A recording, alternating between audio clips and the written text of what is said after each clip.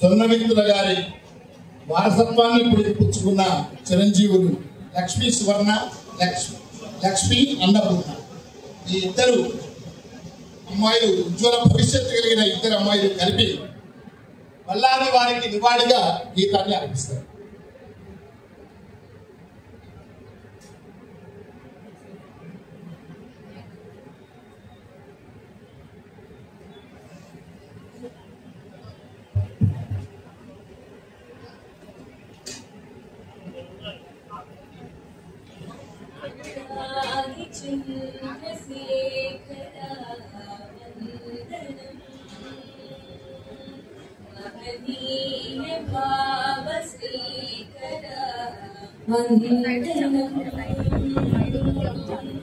सुधा बचो वसीकरा पुरारिदा मनोहर वंदनम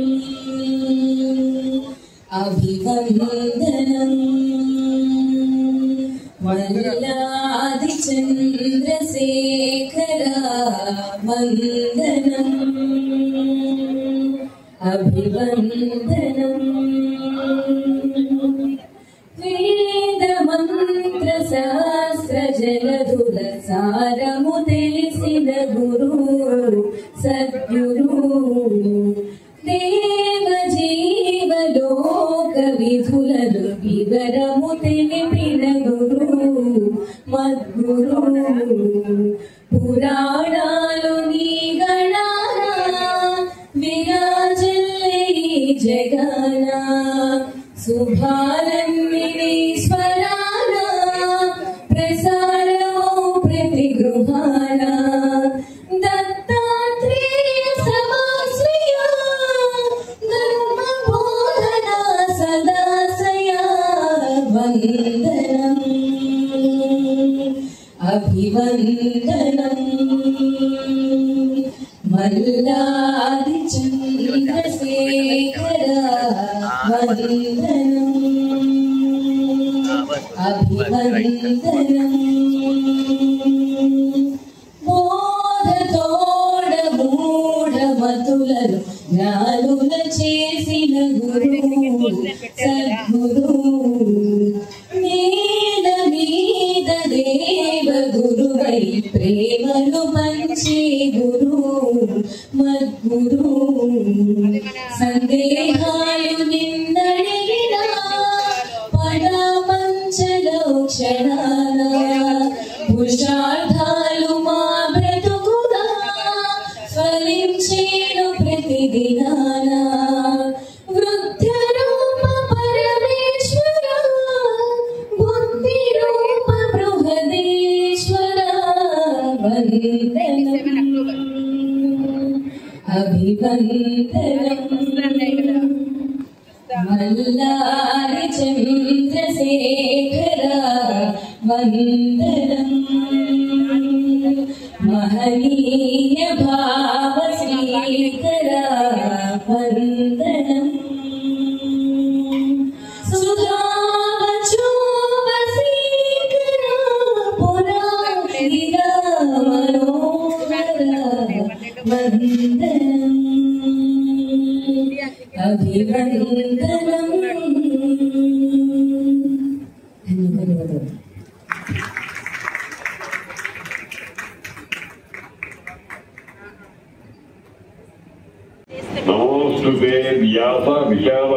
అనే శ్లోకపాదం ఎదరో కదలాడుతూ ఉంటుంది.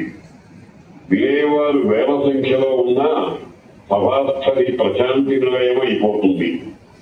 మీద మీద పర్యాయ పదాలు క్రియాపదాలు ఒక రమణీయ విన్యాసంలో నిలబెట్టినట్లు అనుభూతి కలిగిస్తూ ఉంటాయి. తెగేసి చెప్పడమే కానీ నాంతుడు ధోరణి ఉండనే ఉండదు. ఎన్ని గంటలైనా వినేవారికి విసుగు విరామము ఉండదు. ఆంధ్రము రెండింటినీ సమన్వయం చేయటంలో ఇప్పటికీ కూడా మా గురువు గారి స్థానాన్ని ఎవరు పూర్తి చేశారని నేను అనుకోను.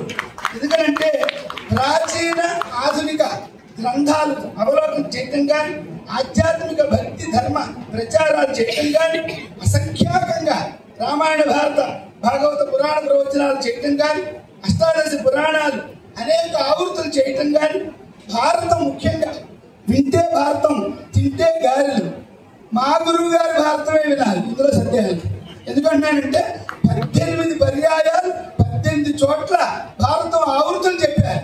ఇలాంటి చరిత్ర మళ్ళా మరొకరికి ఇంకా ఇప్పటి వరకు రాలేదని నేను అనుకుంటున్నాను. వారి బిరుదులు పౌరాణిక శిరోమణి మద్రాసులో ఇచ్చారు. పురాణ ఉపన్యాసకేసరి తెనాలి 1956లో, అభినవ సవ్యసాచిగా శృంగేరి అభినవ విద్యాతీర్థ మహాస్వామి వారి చేతి మీదుగా ఇచ్చారు. మహామహోపాధ్యాయ 2017లో రాష్ట్రీయ సంస్కృత సంస్థ విద్యాపీఠం వారు, అభినవ వ్యాస 2003లో సద్గురు శివానందమూర్తి గారు, అలాగే పౌరాణిక సార్వభౌమ 1972లో మద్రాస్. ఈ మా గురువు గారికి అసలు సహజమైన ఆభరణంగా ఉండిపోయింది బిరుదు. గంగాదేవి ఎమినెంట్ సిటిజన్ అవార్డు 99లో, doctor KV Rao, doctor Jyotiram Sundar Telugu fine arts society USA వాళ్ళు 2005లో, రాజాలక్ష్మి ఫౌండేషన్ 2005 పురస్కారం, టీటీడీ ఆస్థాన పండితులుగా 2013లో నియామకమై జీవించి ఉన్నంతకాలం టీటీడీ ఆస్థాన పండితులుగానే మా గురువు గారు ఉండటం మా అదృష్టం. రామాయణ ప్రవచన భార్గవ అని శృంగేరి జగద్గురు పీఠం బెంగుళూరు శాఖ అవని వారు 2014లో ఇచ్చారు. పుస్తకాలు కూడా మహాభారతం ధర్మ సూక్ష్మాలు, కృష్ణా లహరి స్వేచ్ఛ ఆంధ్రానువాదం, రామాయణ రహస్య దర్శిని, అలాగే అముద్రిత రచనగా ఆర్యా శతకం ఉన్నది. అది ఒకటి ఇంకా ముద్రణకు నోచుకోవాలి. ఉద్యోగాలు ఇది చెప్పలేదు, అన్ని నా రత్నం అన్విష్యతి ముఖ్యతే హి తత్వ అని స్వయంగా గురువు గారిని ఉద్యోగాలు వెతుక్కుంటూ వచ్చాయి. ఏ సర్టిఫికెట్ లేదు మా గురువు గారికి. కానీ తిరుమల తిరుపతి దేవస్థానం వివిఆర్కే ప్రసాద్ గారు ఎక్కడున్నారో గురువు గారి దగ్గరికి వెళ్ళి మరీ తీసుకొచ్చి పౌరాణిక శిక్షణ పాఠశాల అని ఒక కొత్త వరవడి పెట్టి దానికి ప్రిన్సిపాల్ గా 3 బ్యాచ్లు పంపించారు. అక్కడ ఇప్పుడు మా మధ్యలో ఉన్న గాంటపాటి ప్రభాకర్ శర్మ గారు మొట్టమొదటి బ్యాచ్, నేను 2వ బ్యాచ్, ఇలా 3వ బ్యాచ్, శృంగేరి తరపున 3వ బ్యాచ్ ఇలా నడుస్తోంది. భారతీయ తీర్థ పాఠశాల ఇక్కడ హైదరాబాద్ లో వారు ఒక 3 బ్యాచ్లు ఇచ్చారు. ఇంకా ఇతరగా చెప్పాలంటే ఉదయం ఆ రోజు దినపత్రిక చాలా ప్రాచుర్యం, అందులో ధర్మ ప్రబోధం, స్వాతి వారపత్రిక వేమూరి బలరాం గారు ఒక 10 సంవత్సరాలు ఆగకుండా ఆ మాసపత్రికలో వివరాలు ఇచ్చారు. అలాగే పురాణ విజ్ఞానం అని సుదీర్ఘమైన ఇవి, తర్వాత పాచంపల్లి గారు నాకు చెప్పినట్టు టీవీలో అన్ని ఎపిసోడ్లు ఎవరికి ఇవ్వరండి. ప్రభుత్వ కార్యక్రమాలు చెప్పాలంటే ఏదైనా మా గురువు గారే నాంది. పంచాంగ శ్రవణం గురువు గారి పేరు తర్వాతే ఇవాళ ఎవరైనా కూడా. రవీంద్ర భారతిలో ఎన్నోసార్లు చేశారు. పివి నరసింహారావు గారి దగ్గర న్యూఢిల్లీ వారు చెప్పిన మార్గంలో నడవాలని ఆలోచించాము. ఇప్పటికీ నా కారులో నడిచేది కేవలం మా నాన్నగారి ప్రసంగాలు మాత్రమే. ఎందుకంటే వినగా వినగా వినగా వినగా ఒక్కసారైనా మెమరీ చిప్ లో చోటు చేసుకుంటేమో అది ఆచరించవచ్చు. దాదాపుగా ఒక 50 సార్లు 50 ఆవులు లైవ్ లో వినడం కాకుండా. అయితే వారి గురించిన ఒక్క 2 ప్రత్యేకమైన విషయాలు చెప్పేసి కనిపిస్తాను. వారి గురించి తెలియదు, ఇంతమంది చెప్పారు, ఆడియో విషయాలు చూసాం. ఈ శత జయంతి ఉత్సవాలు మా నాన్నగారి తాతగారు అయినటువంటి రామకృష్ణ మహాత్ములు గారి పేరు జరిగేటువంటి ప్రతి సంవత్సరం జరిగేటువంటి పౌరాణిక సదస్సులో 3 రోజుల సదస్సు జరుగుతుంది. ఆనాడు ఎందుకో వారి ప్రేరణే కావచ్చు, లేకపోతే ఆయన అభిమానించేటువంటి 2 తెలుగు రాష్ట్రాల్లో ఉన్నటువంటి ప్రజల యొక్క కోరిక కావచ్చు, నా నోట ఒక సంకల్పం కలిగింది. ఈ సంవత్సరం యావత్తు వారి శత జయంతి ఉత్సవాలు వారి స్మరణతోటి జరిపించాలి అనే సంకల్పం. వెంటనే ఆ సభలో ఉన్నటువంటి సోమశేఖర్ గారు ఖమ్మంలో నాదే మొదటి అవకాశం, నేనే తీసుకుంటానన్నారు. వారు ఆ మాటలు కానీ నేనన్నది ఏంటంటే, ఏడాది కొడుకు శిష్యులు, ఆయన హితులు, సన్నిహితులు వీరంతా జరిపే కార్యక్రమాలు అన్ని చోట్ల మా తమ్ముడు, మా సోదరుడు వారణాసిలో అద్భుతంగా జరిపారు. 10 మంది పండితులను అద్భుతంగా సత్కరించారు నాన్నగారిని స్మరిస్తూ. అలాగే వారి శత జయంతి ఉత్సవాల పరిసమాప్తి సభ హైదరాబాద్ లో ఘనంగా చేయాలి. ఘనంగా అంటే నా ఉద్దేశం ఏంటంటే, సరస్వతి పుత్రులను సన్మానించుకోవడం, మంచి అభిరుచి ఉన్నటువంటి నాన్నగారి అభిమానులందరి సమక్షంలో ఆ కార్యక్రమం జరపాలి. చివరి సభగా నేను జరపాలని శత జయంతి ఉత్సవాలు. దాని అందరికీ మీ అందరికీ ఆహ్వానం ఈ వేదిక ద్వారానే వస్తుంది. ఒకటి వారి గురించిన విషయాలు చెప్తానన్న 2 విషయాలు, నా 2 నిమిషాలు దాటిపోతుంది నాకు గుర్తుంది. వారు జీవిత కాలంలో మాకు ఇంట్లో ఒక మాట చెప్పారు, వేదికల్లో కూడా చెప్పారు. ఆయన జీవితం అంతా సంసారాన్ని పోషించడం కోసమని ఇట్లా చేసి నేను కార్యక్రమాలు ప్రవచనాలు చేశాను. ఇది జీవితాంతం కాదు, మనిషి చెయ్యి ఇట్లా కూడా ఉండాలి అని. ఇలా ఆలోచించే వాళ్ళు ఎంతమంది అండి? రాజలక్ష్మి ఫౌండేషన్ అవార్డు ₹1,00,000 ఆయన చేతికి వస్తే ఆ చెక్కుని తిరిగి తన చెక్ బుక్ లో ఇచ్చి ₹1,00,000 శివానందమూర్తి గారి ట్రస్ట్ ఇచ్చేసారు. 5 నిమిషాలు నాన్న ఏంటి అంత తొందర ఏమిటి, చెక్ ఇంటి నుంచి తెమ్మన్నాం ఎందుకు అని అడిగితే, ఇంటికి వచ్చే లోపల మనసు మారుతుందేమో అని. తర్వాత 60 సంవత్సరాలు వేద వ్యాసుడు వాల్మీకి నన్ను నా కుటుంబాన్ని పోషించి వాళ్ళకి సేవ చేసి, పరమాత్మని సేవ చేసి, దైవస్మరణ చేసే అవకాశం 60 సంవత్సరాలు నాకు ప్రసాదించారు. కాబట్టి వారికి కృతజ్ఞతగా వేద వ్యాస వాల్మీకి సమారాధనగా 60 సంవత్సరాల ప్రవచన షష్ఠి పూర్తి చేసుకున్నారు. ఇంకా చెప్పాలంటే కీర్తి కండు కాదండి, ఆయన కీర్తి కోసం ఎప్పుడు పాకులాడాల, పదవులు లేకపోతే పురస్కారాలు విడిపించారు, అవి ఆయన వెంటపడ్డాయి. వాటి నుంచి ఆయన పారిపోతూ వచ్చారు. ఆ కార్యక్రమానికి కూడా ఆయన రికార్డ్స్ లో వింటే మీకు తెలుస్తుంది. మా 6 పిల్లలు నా కోసం వ్యాస వాల్మీకి సమారాధన చేయాలనుకుంటున్నారు, నేను సరే అన్నాను అన్నారు. దాంట్లో ప్రతి పైసా వారి స్వార్జితమే. అంటే అంత ఆయన ధర్మాన్ని ప్రబోధించడం కాదు, ప్రవచనం చేయడం కాదు, జీవితం అంతా కూడా ధర్మాన్ని ఆచరించారు. అందుకే మల్లాది చంద్రశేఖర్ శాస్త్రి గారు మరొకసారి భూమికి రావాలని ఆయన అభిమానులు అందరూ, ఆయన విన్నవాళ్ళందరూ కోరుకుంటారు. వాళ్ళలో నేను ముందుగా ఉంటాను. ఈ అవకాశాన్ని ఇచ్చినందుకు, మా నాన్నగారికి ఇంతటి ఘనమైనటువంటి సంస్మరణ చేసినందుకు ఈ 2 ఆర్గనైజేషన్స్ వారికి మనస్ఫూర్తిగా ధన్యవాదాలు అర్పిస్తూ ముగిస్తున్నాను. సంక్షిప్త సుందరంగా అయినా ఎంతో భావోద్వేగంతో మన తండ్రికి నివాళులు అర్పించినటువంటి మల్లాది వీరరాఘవ శర్మ గారికి ధన్యవాదాలు చెప్తూ, ఇప్పుడు విదూషిమణి శ్రీమతి అనంతలక్ష్మి గారు.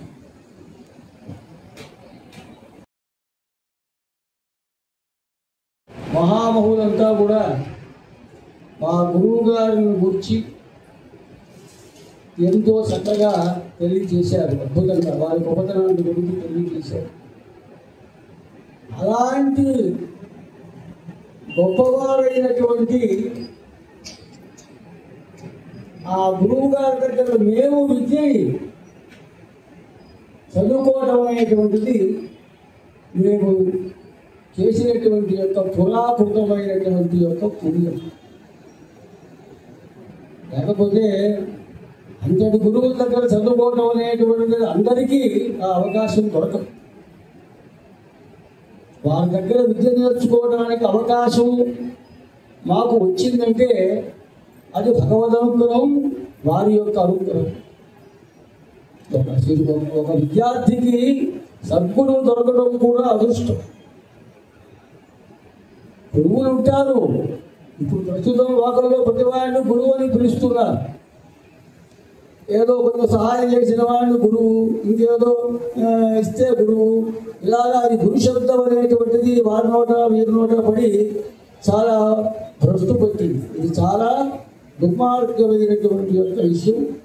ఇది చాలా తప్పు అన్నమాట. అసలు గురువు అంటే ఏమిటి? ఉకారో చంద్రకారస్యాత్ ఉకారస్తనిరోధక అంధకార నిరోధత్వాత్ గురు విద్య విధీయతే అన్నాడు. ఉకారం అంటే అంధకారం. అంధకారం అంటే ఏమిటి? అజ్ఞానం. అజ్ఞానాన్ని అంధకారంతో పోల్చాడు. అజ్ఞానం అని అంధకారం. ఆ అంధకారాన్ని పోగొట్టి అంటే అజ్ఞానాన్ని పోగొట్టి జ్ఞానం అనేటువంటి యొక్క జ్యోతిని వెలిగించి ఆ శిష్యుణ్ణి పైకి తీసుకొచ్చేటువంటి వాడు, విద్యా బుద్ధులు నేర్పి వాణ్ణి చక్కగా అనుగ్రహించి వారికి ఆశీస్సులు ఇచ్చేటువంటి వాడు గురువు. అలాంటి ఇది గురువు అనేటువంటి యొక్క దానికి నిర్వచనం చెప్పారు. అసలు గురు లక్షణం చెప్పారు. అసలు గురువు అంటే ఏమిటి? ఆచార్యో వేద సంపన్నక విష్ణు భక్తో వివత్సరకాగా మంత్రజ్ఞో మంత్రభక్తశ్చ సదా మంత్రాశ్చర్శుచికి గురుభక్తి సమాయుక్తః పురాణజ్ఞో విశేషతకాగా ఏవం లక్షణ సంపన్నో గురు విద్యభిధీయతే. ఇదిట గురువు ఇలా ఉంటారన్నారు, ఇలా ఉండాలన్నారు. ఈ శ్లోకంలో చెప్పినటువంటి యొక్క లక్షణములన్నీ కూడా మా గురువు గారిలో ఉన్నాయి. అంత గొప్పవారు మా గురువు గారు. ఏమిటది? ఆచార్య వేద సంపన్న. గురువు అనేటువంటి వారు వేదాధ్యయనం చేయాలి. విష్ణు భక్తుడై ఉండాలి. పరమాత్మని ఆ వైకుంఠవాసుని నిరంతరము కూడా ధ్యానం చేస్తూ ఉండాలి. భక్తుడు అంటే విష్ణుఆరాధన చేయాలి. విమత్సర ఏ రకమైనటువంటి యొక్క వాత్సల్యము ఎవరి మీద ఉండకుండా ఉండాలి. అంటే అసూయ, ఈ రాగద్వేషాలు వీటన్నిటికీ అతీతంగా ఉండాలి. మంత్రజ్ఞ మంత్రము బాగా తెలియాలి. అంటే వేద మంత్రములు కావచ్చు, తను చేసేటువంటి యొక్క ఉపాసనా మంత్రం కావచ్చు. సరైనటువంటి యొక్క ఆలోచన విధానము చేయగలిగినటువంటి వాడు ఉండాలి. మంత్రము అంటే ఆలోచన అని కూడా అర్థం. అంచేత మంత్రజ్ఞ మంత్రభక్తశ్చ, వారి ఏ దైవాన్ని ఉపాసన చేస్తారో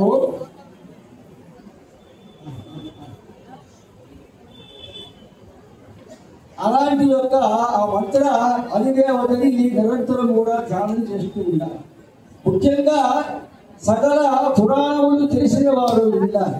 అలాంటి యొక్క లక్షణములు కలిగినటువంటి వారు గురువు అని మనకి శాస్త్రం చెప్పింది. అలాంటి గురువు గారు ఈ లక్షణములన్నీ మా గురువు గారిలో ఉన్నాయి. వారు దత్తాత్రేయ ఉపాసన కలిగినటువంటి వారు నిరంతరం కూడా ఇంట్లో విష్ణు సహస్రనామ స్తోత్ర పారాయణం చేస్తారు. ఈ రకంగా వేదాధ్యయనం చేశారు. తర్క వ్యాకరణంలో అపారమైనటువంటి యొక్క పాండిత్యాన్ని సంపాదించారు. వేదాంతంలో చెప్పవలసిన అవసరం లేదు. అనేక రాష్ట్రాలలో అలాగే మన తెలుగు రాష్ట్రాలలో కూడా ఎన్నో వందల ఉపన్యాసములు అలాగే ప్రవచనములు కూడా ఇచ్చి వారు లోకంలో పౌరాణిక సార్వభౌములైన ఎన్నెన్నో బిరుదులు ఇచ్చారు. అలాంటి వారు మాకు తిరుపతి దేవస్థానంలో పిఆర్కే ప్రసాద్ గారు ఈవోగా ఉండగా వారు పౌరాణిక ఒక ట్రైనింగ్ సెంటర్ అని పెట్టారు. దాంట్లో మొట్టమొదటి బ్యాచ్లో నేను వారి దగ్గర శిక్షణ పొందినటువంటి వారు. నేను చాలా లేటుగా చేరా. ఒక చిన్న విషయం, ఎందుకంటే నా సంగతి కూడా చెప్పాలని అనుకోవచ్చు. అలాగే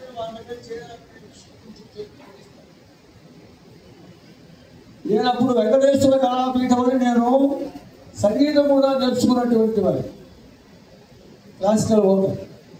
వెంకటేశ్వర కళాపీఠం అని ఉండేది, అక్కడ ట్రైనింగ్ అవుతుండేవాడిని. అప్పుడు టీటీడీ వారు ఒక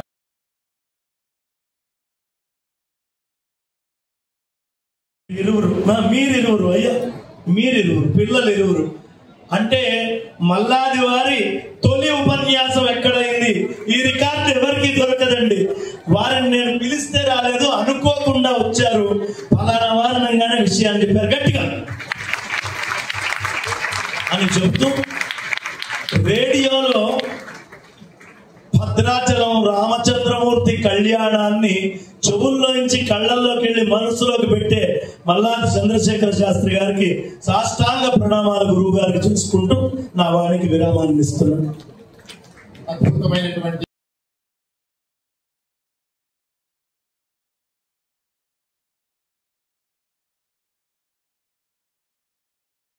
గణపతి వాక్యార్థ సభలకు వెళ్ళినప్పుడు గురువు గారు పిలిచి అభిరామ స్వామి వారు, శాస్త్రి గారు భీష్ముడికి ఎప్పుడు పెళ్లి చేశారు మీరు అని అడిగారు.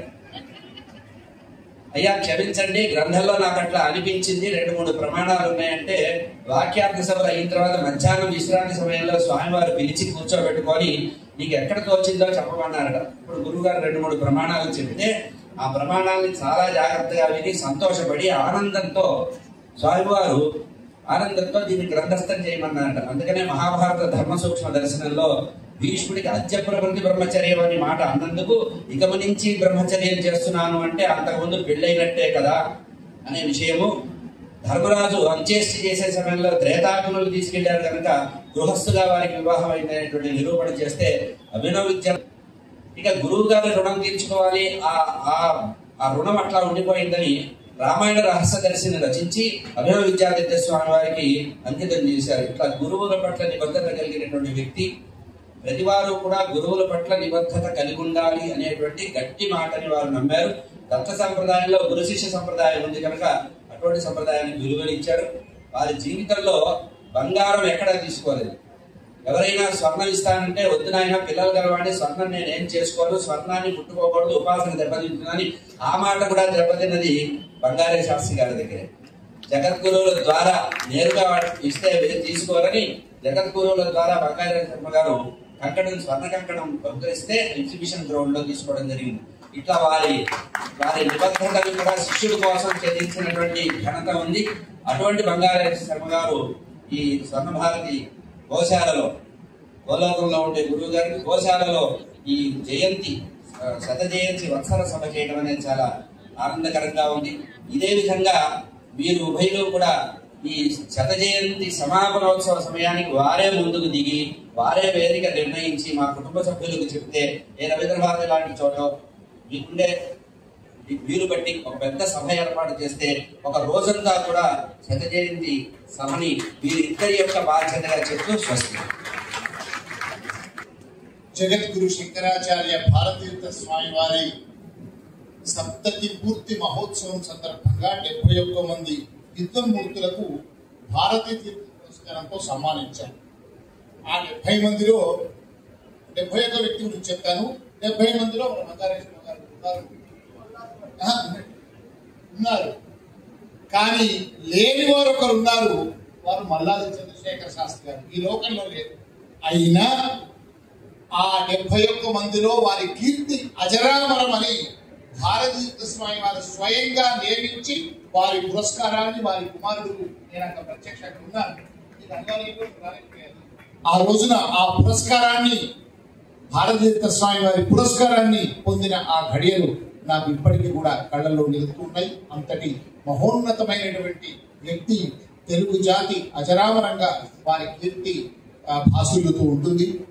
ఇప్పుడు మల్లాది చంద్రశేఖర శాస్త్రి గారి గురించినటువంటి వీరభక్తుడు, విధేయుడు, వారి పట్ల అపారమైనటువంటి, నాకు తెలిసి ఒక దత్తపుత్రుడి కన్నా ఎక్కువగా భావించే మహామనిషి, తెలుగు జాతి కోసం అణువణువున కూడా తన అన్ని విధాల సేవలు అందించే, త్యాగాలు చేసే మహనీయులు శ్రీ జొన్నవిత్తుల రామలింగేశ్వరరావు గారు తెలుగు భాష కోసం, ధర్మం కోసం, సదాచార సంపన్నులైన బ్రాహ్మణుల యొక్క గౌరవాన్ని ప్రతిష్ట నిలబెట్టడం కోసం కోట్ల రూపాయలు వదులుకున్నారు. నాకు తెలుసు, ఎన్నో ఛాన్సులు కూడా వదులుకున్నారు. మల్లాది గారి వ్యక్తిత్వం ఎటువంటిదో జొన్నవిత్తుల రామలింగేశ్వరరావు గారి వ్యక్తిత్వం కూడా అలాంటిది.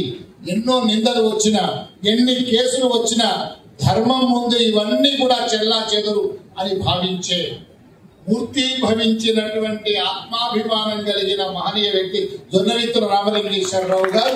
వీరు వరేణ్యుడైనటువంటి మల్లాది చంద్రశేఖర శాస్త్రి గారికి తనదైన శైలిలో నివాళులు అర్పిస్తారు.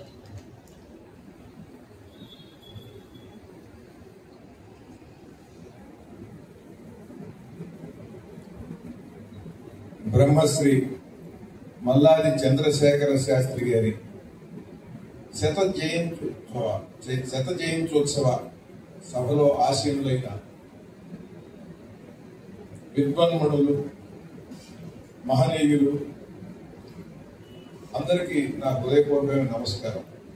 ఇప్పుడు దర్శనం శర్మ గారు నాకేం చెప్పారంటే, నీకేమి సమయ నియమం లేదు, ఎంతసేపు పడితే ఎంతసేపు మాట్లాడండి అన్నారు. మీ అదృష్టం. జొన్నవిత్తుల రామలింగన్ననే జొన్నవిత్తుల రామలింగన్న బుధుడ చంద్రశేఖర శాస్త్రి వాత్సల్యధనుడ క్లుప్త సమధికోపన్యాస కోవిదుండ క్లుప్త సమధికోపన్యాస కోవిదుండ ఒట్టు ముగింతు తల బొప్పి కట్టకుండా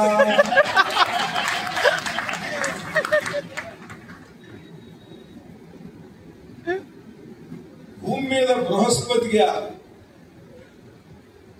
నేను నా జీవితంలో దర్శించినటువంటి ఒకే ఒక్క ఋషితుల్యులు, ఋషి కక్షలో జీవనాన్ని సాగించినటువంటి మహాత్ములు మల్లాది చంద్రశేఖర శాస్త్రి. ఋష్యాశ్రమాల్లో ఉండే ఋషులు ఎలా ఉంటారో మనకు తెలియదు. ఈ ఆధునిక జీవనంలో ఆయన అటువంటి జీవనాన్ని గడిపారు.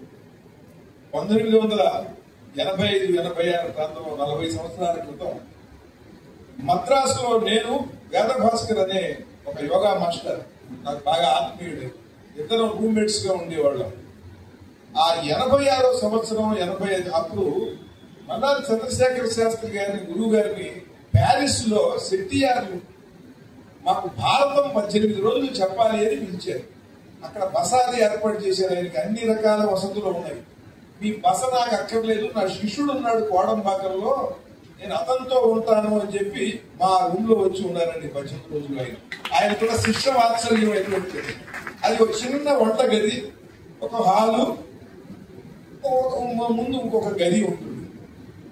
దీంట్లో కూర్చుని అసలు ఆవకాయ అంటే ఏమిటి, ఆవకాయ ఎలా పెట్టాలి, తినటం ఎలా మొదలెట్టాలి, ఎలా కలపాలి, దానికన్నీ కూడా శాస్త్రం ఉంది. అదంతా కూడా అవన్నీ విద్యలు, అవన్నీ కూడా ఆయన చెబుతూ అద్భుతంగా తెనాలి రామకృష్ణుడి పద్యాలన్నీ కూడా వినిపిస్తూ అద్భుతమైనటువంటి జోకులు, మహా అద్భుతమైన చమత్కారం, మామూలు చమత్కారం కాదు. అప్పట్లో ఆయన కిళ్ళి వేసేవారు.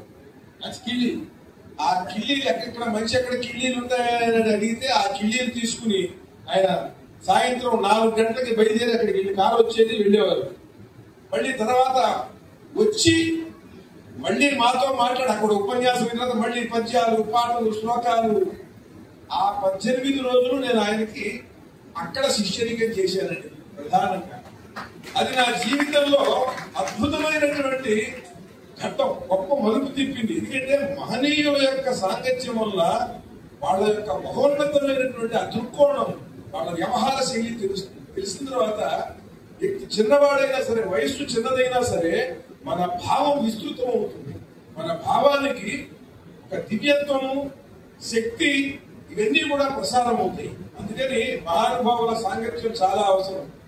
నా అదృష్టం ఏంటంటే తర్క వేదాంత సమ్రాట్ మహామహోపాధ్యాయ శ్రీ మద్దులపల్లి మాణిక్య శాస్త్రి గారు వారు నాకు లక్ష్మీ గణపతి మంత్రోపదేశం చేసినటువంటి మంత్ర గురువులు, వారు వీరికి గురువులు. అలా చంద్రశేఖర శాస్త్రి అది కూడా నాకు సతీర్థుని. ఆయనకి మనకి ఎలా ఉంటుందంటే, ఆయన అనేది సతీర్థుని ఏమిటంటే ఎలా ఉంటుందంటే, విశ్వనాథ సత్యనారాయణ గారితో ఒకటి వెళ్ళి, గురువు గారు మేము చాలా అదృష్టవంతులు అండి అన్నట్ట. ఎందుకురా అని ఆయన ఇంటికి అడిగాడు. ఏం లేదంటే మేము మీకు సమకాలీకులం, నీ బొంద నువ్వు నాకు సమకాలీకుడు ఏమిటే, నేనున్న పుట్టిన ఈ కాలంలో అనేక మంది జనులు పుట్టారు, వాళ్ళందరూ నాకు సమకాలీకులు ఎట్లా అవుతారా? నువ్వు ఏదన్నా సాధించి ఏదన్నా ఒక అద్భుతమైనటువంటి కవిత్వం రాశావా, లేకపోతే ఏదైనా అద్భుతంగా సంగీతంలో ఏమైనా కృషి చేసావా, ఏదైనా చేస్తే ఆయన సమకాలీకుడు అంటారు. ఇట్లాంటి పిచ్చి మాటలు మాట్లాడకని ఆయన మాటలు ఇచ్చేస్తారు. అలా ఆయనకి నేను సతీర్థుడు ఏమిటండి. దీన్నే సాక్ష్యోపన్యాసాల్లో పానుగంటి లక్ష్మీనరసింహం గారు అన్నారు, ఇంద్రధనస్సు వంకరే కుక్కతోకయు వంకరే అని వాడికి ఎవడేమి చెప్పగలరు. ఆయన ఆయనకి శిష్యుడు, నేను ఆయనకి శిష్యుడు అంటే ఆయన ఏదో నా మీద దయతో వృద్ధిలోకి వస్తాడు ఇతను అని ఆయన నన్ను పిలిచి నాకేదో లక్ష్మీ గణపతి మంత్రోపదేశం చేశారు. అంతే, అది నా భాగ్యం తప్ప చెప్పుకుంటానికి పనికి వచ్చేవి కానీ సాటి వాడిగా చెప్పుకునేది. అదేనండి, ఇలా కూర్చుంటే ఎన్ని విషయాలు చెప్పేవారండి. నేను అప్పట్లో రాసినటువంటి ఒక పద్యం సరదాగా నేను బాలమురళి గారిని, ఈయన్ని, సిఎస్ఆర్ గారిని సరదాగా అనుకరించేవాడు. నాకు అదొక కొంటితనం, కుర్రవాళ్ళలో ఉండే ఒక ఉత్సాహం ఉంటుంది. అది నాకు బాగా సిఎస్ఆర్ వాయిస్, ఈయన వాయిస్, బాలమురళి గారికి బాగా ఇష్టం. అలా నేను రాసిన వినాయకుడి మీద అప్పట్లో రాసిన పద్యం ఈయనలాగా చదివి వినిపించా. దానిలోనే ఉన్నావయ్యా. అలాగే ఆయన చిన్నప్పుడు ఆయనకి నాటకాలు వేయాలని అనిపించేది, పౌరాణిక నాటకాలు. ఆ పౌరాణిక నాటకాల్లో కూడా ఆయన ఎడవల్లి సూర్యనారాయణ, జొన్నవింతుల శేషగిరిరావు అంటే మా చిన్న తాతయ్య, అట్లాగే స్థానం నరసింహారావు గారు, కపిలవాయి రామనాథం, అద్దంకి శ్రీరామమూర్తి ఎన్నిసార్లు చెప్పేవాళ్ళు అండి. ఆ అద్దంకి శ్రీరామమూర్తిని మాత్రం ఆయన మా అనేవాడు. ఆ అద్దంకి శ్రీరామమూర్తి ఏమి కంఠమయ్యా అని ఆయన అలా పాడేవారండి. నేను అప్పటి నుంచి ఈ పద్యాన్ని అద్దంకి శ్రీరామమూర్తిలా పాడాలని నేను ప్రయత్నం చేశా. కుప్పించిన కుండలంబుల కాంతి గగన భాగం బెల్ల కప్పిగొనగా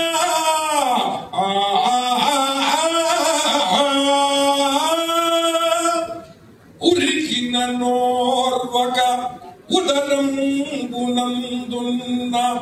ఉరికిన ఓర్వక ఉదరంబునందున్న జగముల రేపున జగతి కదలా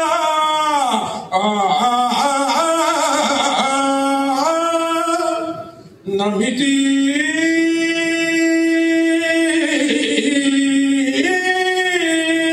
నమ్మితి నారాము నగుబాటు చేయకు మన్నింపుమని క్రీడి మరదివువా. ఇలా ఆయన పాటలు పాడుతూ ఆ పద్యాలు పాడుతూ చెబుతుంటే అదన్నీ కూడా ఆ ముద్రలు నా మీద పెట్టి అలా ఎన్ని అద్భుతాలండి. అప్పుడు నేను రాసినటువంటి పద్యం ఈయనలాగా చదివి వినిపించే ఆయనకి. గంధపు పూతన కవిత కల్వల పూల సరాల నేత సౌగంధం అరంధజాత చిరుగాలుల సందడి మ్రోత శాశ్వతానంద రసైక భావ కలనాత్మన సద్గుణ గీత వేద శాస్త్ర సంబంధిత నిత్య శోభిత సభాజన సన్నుత యౌత నీకృపన్ ఆత్మావై పుత్రనామాసి అన్నాయండి శృతులు. ఇది ఆయన ఒక ధోరణి ఉంటుంది. ఆ కంఠస్వరం రాలేదు కానీ ఆ ధోరణితో నేను ఆయనతో అంటే బాగుంది, ఆ దారిలోనే ఉన్నాడు. ఇలా మాలో కలిసిపోయి నాకు అప్పుడు 26 ఏళ్ళ ఆయన శిష్యుడు నేను, మా ఇద్దరితో కలిసిపోయి 18 రోజులు ఉన్నారనంటే ఆయన ఆనందంగా ఎవరితో ఉన్నా సరే ఆనందంగా కలిసి ఉండటం. సేవకుడైనటువంటి వాడిని మంచి బోధతో చక్కని దారిలో పెట్టడం, అలా ఆయన 18 రోజులు ఉన్నటువంటి వాటి ప్రభావం నా మీద ఉంది, నా మిత్రుడు వేదభాస్కర్ గారి మీద. అలా 86 తర్వాత 2000 సంవత్సరం, 2001, 2002 అనుకుంటాం, 3 సంవత్సరాలు నా మిత్రుడు విశాఖపట్నంలో ఈయనతో గురజాడ కళాక్షేత్రంలో రామాయణం, భారతం, భాగవతం మూడు సంవత్సరాలు వారోత్సవాలు చేశారు. భాగవత సప్తాహం, రామాయణ సప్తాహం ఇలా చేశారు. అప్పుడు కూడా నేను వెళ్ళా. అలాగే ఖమ్మంలో ఒకసారి వీరు ఈ సభలు ఏర్పాటు చేశారు 10-15 ఏళ్ల క్రితం. ఇప్పుడు అప్పుడు వెళ్ళా. విజయవాడలో వెళ్ళా. అలా గురువు గారితో అనుబంధం సుమారుగా ఒక్కొక్కసారి 15 రోజులకో 20 రోజులకో, ఒక్కొక్కసారి వారానికి ఒకసారి అలా వెళుతూ ఆయన దర్శించి వారి ఇంట్లో ఉండి మాట్లాడుతుండేవాడు. నేను మా సత్యమూర్తి గారు కూడా, సింగపూర్ సత్యమూర్తి గారు, ఆయన చాలా ప్రయత్నం చేశారు సింగపూర్ తీసుకెళ్లాలని. ఆయన్ని రాలేదు. ఆయన ఒకసారి వారి ఇంటికి వెళ్తే, గురుగారు నమస్కారం అండి, రావయ్యా మహానుభావులు, ఊరకే రారు మహానుభావులు, రా కూర్చో. అక్కడి నుంచి వచ్చి, సంధ్యావందనం 3 పూటలా చెయ్యలేకపోతున్నానయ్యా, అయితే ఒకటి ప్రాతఃసంధ్యలోనే మిగిలిన 2 సంధ్యలు కూడా కానిస్తున్నా, అలా చెయ్యొచ్చని చెప్పింది శాస్త్రం. ఇలా అంటే ఆయన నాకు చెప్పాలని ఏముందండి, 92 ఏళ్ళు 93 ఏళ్ల వయసులో ఆయనకి, అంటే ఇంకో 2-3 సంవత్సరాలకి వాళ్ళు వెళ్ళిపోతారనగా, అంటే 95, 96, 97 అంటే 94-93 ఏళ్ల వయసులో ఆయన నాతో చెప్పింది, సంధ్యావనం 3 పూట్లా చేయలేకపోతున్నాయి. అసలు సంధ్యావనం చేసేవాడెవడు? 97 ఏళ్ల వయసులో, 93 ఏళ్ల వయసులో 3 పూట్లా చేయలేకపోతున్నాను ఆయన బాధపడుతూ చెప్పారు. ఎందుకు చెప్పారు? నాకు ఒక పూట నువ్వు చెయ్యరా అని దాంట్లో సందేశం. నేను అలా అనుకుంటాను. మహానుభావులు ప్రేమగా రా, రారు మహానుభావులు, రా కూర్చో. ఎంత వ్యంగ్యం అంటే ఒక్కొక్కసారి రాగానే అండి ఆయనకు ఉన్నటువంటి వాత్సల్యం, ప్రేమ, వచ్చి కూర్చోగానే మళ్ళీ ఎప్పుడు వస్తా, వచ్చి కూర్చున్నా నేను అంతే, నిమిషం కూడా మాట్లాడలా, అంటే అంత ప్రేమ అయింది, మళ్ళీ రావాలని. అలా ఎన్నో విషయాలు, ఎన్నో అద్భుతాలు, ఎన్నో సందేహాలు ఉంటే చక్కగా విడమర్చి చెప్పేవారు ఆ వయసులో కూడా. ఎక్కడా కూడా ఆయన ధారణా శక్తికి ఎక్కడ ఏ లోపం లేదు. అల్జీమర్స్ వస్తాయని 60లో 55లోనే భయపడుతున్నారు. ఆయన 97 ఏళ్ల వయసులో కూడా ఆయన నిష్ఠ, ఆయన దైనందినటువంటి వ్యాపారం, దైవికమైనటువంటి అనుష్ఠానం, అవి ఆయన్ని అలా నిలబెట్టి ఆయన ఎక్కడ ఒక అక్షరం మర్చిపోవడం లేదు. ఏ విషయమైనా సరే మళ్ళీ మనకి అడిగితే ఎక్కడెక్కడి విషయాలన్నీ కూడా, ఎక్కడెక్కడి శాస్త్రవాక్యాలు చెప్తున్నారు. ఇవాళ ఆయన గురించి స్మరించుకుంటూ ఈనాడు ఎక్కడ ఏ ధర్మకార్యం జరగాలన్నా సమాజంలో మహాత్ములు, మహనీయుల్ని విస్మరించకుండా వారిని సంస్మరిస్తూ జాతి చైతన్యవంతం కావాలని కంకణధారి ఎన్నో వ్యయప్రయాసలకు వర్చుకుని ఎవరేమన్నా సరే తాను దృఢంగా ఒక ధర్మదండంగా నిలబడేటువంటి మా దర్శనం శర్మ గారు. ఎక్కడ ధర్మానికి హాని జరిగినా, ఎటువంటి విమర్శ వచ్చినా, పురాణాల గురించి, సనాతన ధర్మం గురించి, గురువుల గురించి వస్తే ఊరుకుని చేసేటువంటి ఒక పాంచజన్యంలాగా నిలబడేటువంటి మా బంగారాయ శర్మ గారు. ఇవాళ ఈ సువర్ణ భారతి గోశాలలో సద్గురుమూర్తి బ్రహ్మశ్రీ చంద్రశేఖర శాస్త్రి గారిని సంస్మరిస్తూ శతజయంతి ఉత్సవాలు ఇలా ఏర్పాటు చేయటం, వారిని స్మరించడం, మీరందరూ కూడా భక్తితో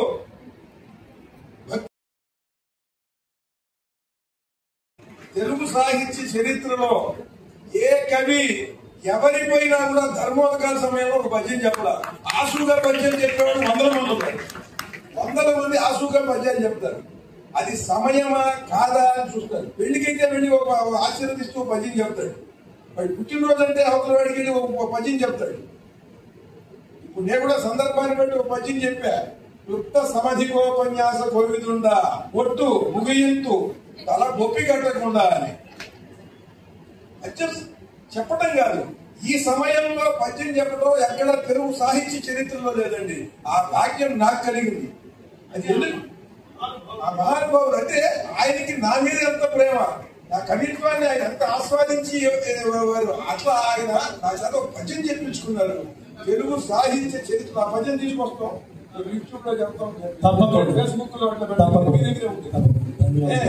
అది తెలుగు సాహిత్య చరిత్రలో ఇక్కడ ఎంతమంది సాహితీవేత్తలు ఉన్నారు, ఇంతమంది కవులు పండితులు ఉన్నారు. ఎక్కడున్నా సరే తిరుపతి వెంకట గౌరు చనిపోయారు, ఎవరన్నా ధర్మవతి గారు ఎంతో మంది వదులుంటారండి. ఏమంటే అటువంటి మహానుభావులు ఎంతమంది, వేటూరి ప్రభాకర్ శాస్త్రి గారు ఎంతమంది ఉన్నారు. అసలు వాళ్ళ ధర్మోదకాల సమయంలో పద్యాలు చెప్పలేక వాళ్ళు ఎందుకునో రాదా అని, అది నాకెందుకునో వచ్చింది.